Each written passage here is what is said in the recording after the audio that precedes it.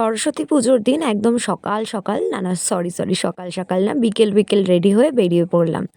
সরস্বতী পুজো মানেই কিন্তু বাঙালির প্রেম। হ্যাঁ, আমার জীবনে প্রেম টেম নেই ঠিকই, কিন্তু বন্ধুত্ব তো রয়েছে। তাই বান্ধবীকে বগল দাবা করে নিয়ে বেরিয়ে পড়লাম আমরা ঘুরতে। তো আমি আর আমার বান্ধবী কিন্তু আমরা ভুতুড়ে জায়গা প্রচণ্ড পরিমাণে ভালোবাসি। এর আগেও একটা ভুতুড়ে জায়গা এক্সপ্লোর করতে গিয়ে আমরা নাকানি চোবানি খেয়েছি। আবারও আমরা সরস্বতী পুজোর দিন কিন্তু সেই ভুতুড়ে জায়গায় এক্সপ্লোর করতে চলে গেলাম। আমাদের জীবনেও শিক্ষা হবে না।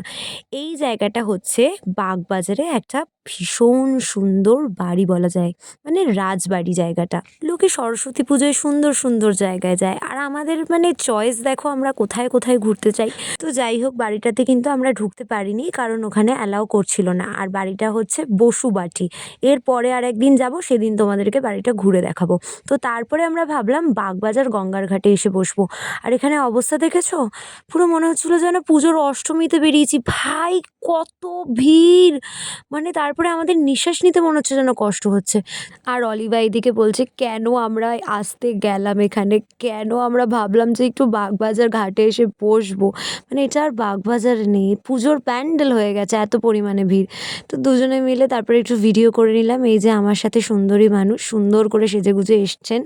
কি মিষ্টি লাগছিল ওকে দেখতে। ও একটু লজ্জা পাচ্ছিল। ও পড়েছে কালো আর আমি পড়েছি সাদা।